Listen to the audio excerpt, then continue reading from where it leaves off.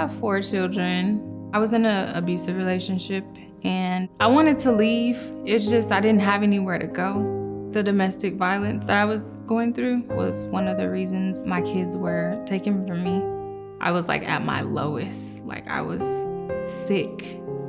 When we realized that we had Ava and Kyson joining our family for a little while, we also had talked with a CPS worker and realized that they had 2 sisters who were also in care, and they were in an additional foster home.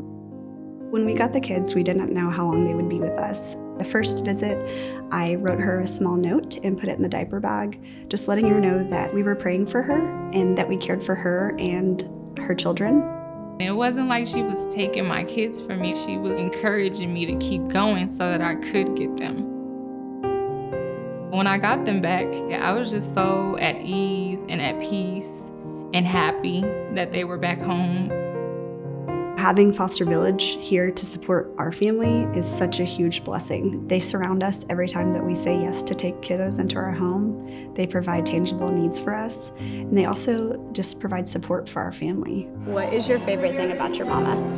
I love her so much. You love her so much? I'm so glad. I'm thankful to God that Foster Village is in place. I love you too. I would say that no matter how hard it gets, don't ever give up because it gets better. I'm Emma. I'm 11 years old and have been on a golf course chipping, putting, and driving a golf ball since I was 5 years old. I work 6 days a week, 2 jobs, more than 52 hours a week to provide for my family. My parents both work 2 jobs, but still make time for me on and off the course. Emma is learning life fundamentals, integrity, respect, honor. Golf is very expensive. When I was a kid, you just buy a $15 basketball and find a court. And, you know, that's how you practice and played. But golf is different. How are you, Emma? Good to see you. You're gonna beat me today? Maybe. I like that. You ready? Yes. Perfect. Me too. I'm excited about it. You can tell how much she loves the game and practicing and playing it. She's got a beautiful swing. Just a fun girl, super energetic, excited, very driven. It's super important to have Muni for so many kids and families that cannot afford, a private golf course to come here and have these beautiful facilities and beautiful staff that take care of not only the kids but the families. It's really amazing for a very affordable price. It means so much to so many families. That's probably the biggest reason why Muni has to stay here. There you go. At Muni, I feel like it's a place where you can call home.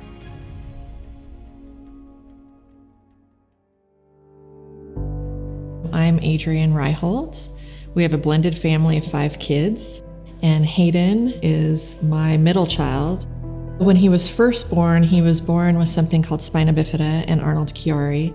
Spina bifida is when you're born and your spine is on the outside of your body. For the severity that he had, it's called myelomeningocele. And so on the day he was born, he needed to get stabilized, and then he had brain surgery, and he had full spine surgery to close the lesion and protect his spine. So that was just his first surgery. And how many have you had now? 29. But spina bifida is how I have good looks, and yeah.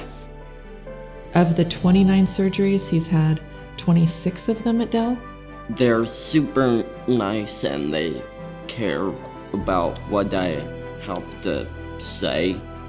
Our care at Dell has really been consistent. These are great doctors, great clinics, and we wish that they could keep these patients through the entirety.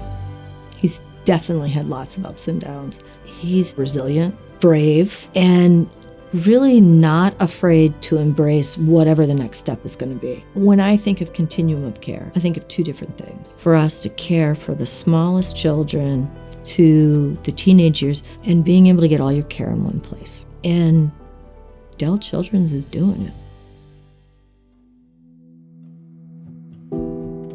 This is David. This is one of the last pictures that I have of him. It was the Christmas, so it was just a couple of weeks before he died. David was an amazing kid. He was active, and he loved his brothers and wanted to emulate everything that they did. But the most important thing about David is that he loved people. When we first found out about the cyberbullying, David was 15 years old. One night he came running down to our bedroom crying and screaming that his life was over and that he was never going to go back to school. And that's when he showed me his phone. I saw post after post after post of kids targeting him for his personal appearance, calling him a psycho, threatening him, saying, put him 6 feet under, let's put him in a body bag. And it was still occurring even after he moved schools. And after we finally found out about it, 3 months later, he died by suicide. We formed David's Legacy Foundation a few months after David died, and passing legislation was the first thing that we knew we wanted to do. Angela and the Ugly team was the perfect fit for how we wanted to spread David's Legacy Foundation and the work that we've done to pass laws and to work with schools. We all have a voice, and that's why it is all of our jobs to keep everyone safe in our school communities. And we believe in the work that Ugly is doing.